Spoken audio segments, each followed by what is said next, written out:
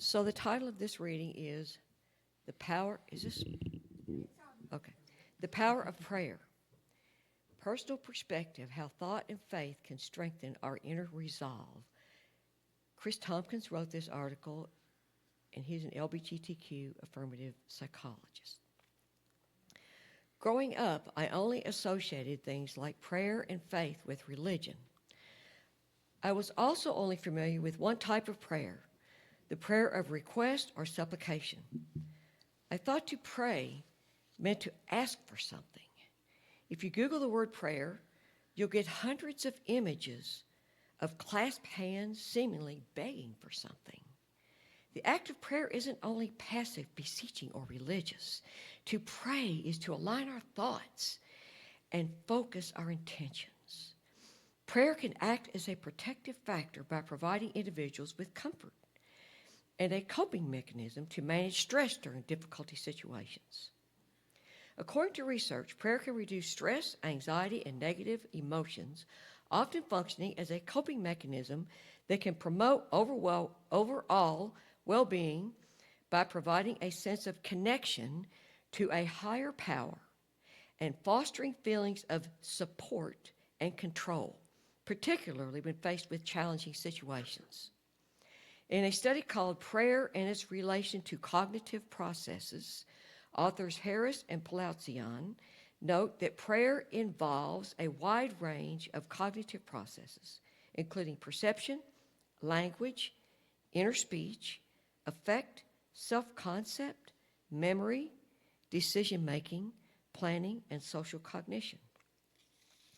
When we pray, we're trying to connect to something greater than ourselves and, according to research, activate health-promotive psychological mechanisms such as structure, meaning, and hope.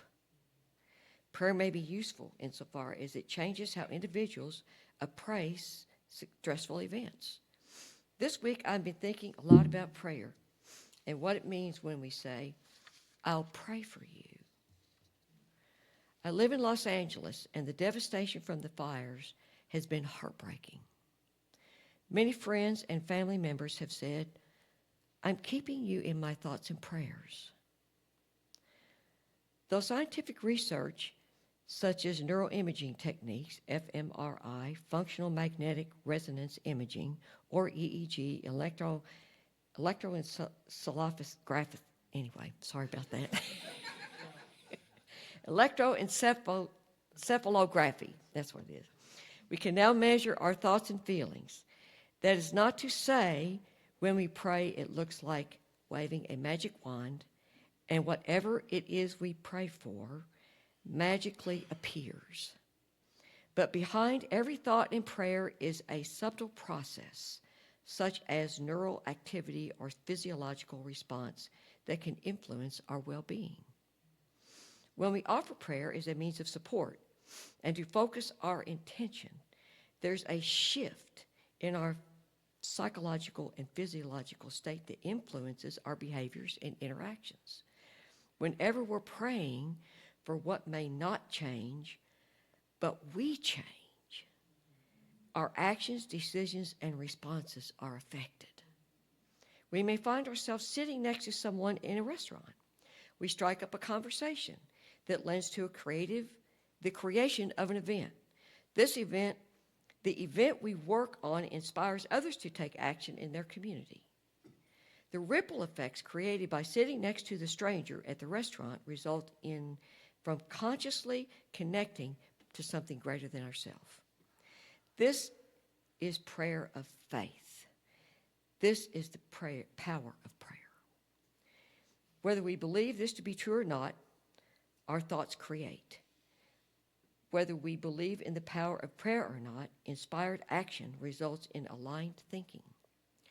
Author Blake Chaston wrote in Evangelical and Beyond, just because something is abstract doesn't mean it can't have real meanings and consequences.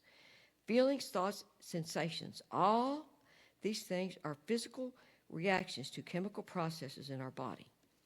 But they create an infinite interior space we call consciousness. We are powerful creators, and when we align our thinking and use prayer as a coping mechanism to promote overall well-being, we are taking powerful action. Using faith to navigate life's toughest moments.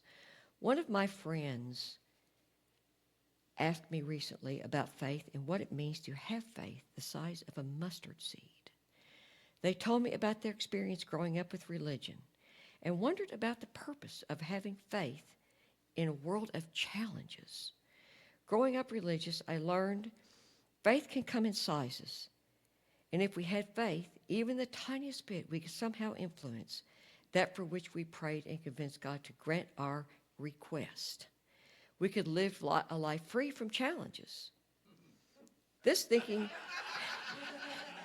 is flawed and makes us bad or good, depending on the situation's outcome. If we pray and the outcome is what we prayed for, then our faith is strong enough. If we pray and it doesn't result in the outcome we desire, then it's our faith, our fault. We must not have had enough faith. So I told my friend, having faith the size of a mustard seed is to say our faith, like a seed, grows depending on how well it's tended to. It doesn't mean we influence what we pray for depending on whether our faith can be weighed on a scale. It means peacefully letting go of what we think is the best outcome and knowing in our hearts that we'll be okay. I got to say that one more time. I love this sentence. It means peacefully letting go of what we think is the best outcome and knowing in our hearts that we'll be okay.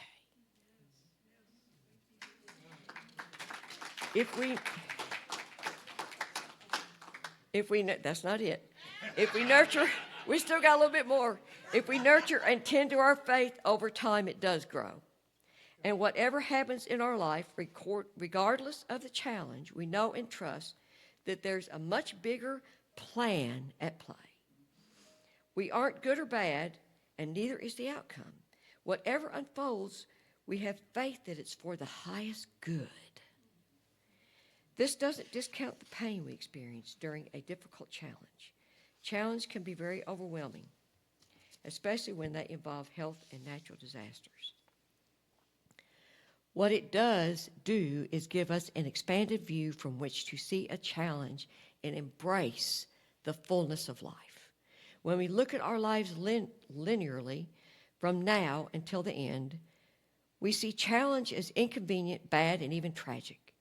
If we imagine standing at the end of our lives and looking backwards, we'd be more open to considering the lesson each challenge can give. When I look back on my life, the most painful experiences I have taught me the most. Honoring our pain as well as our process while remaining open can help a challenge strengthen not only our faith, but our inner resolve.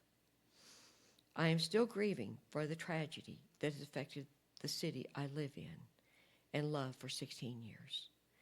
I'm taking time to grieve and to be sad, and I'm also having faith and praying.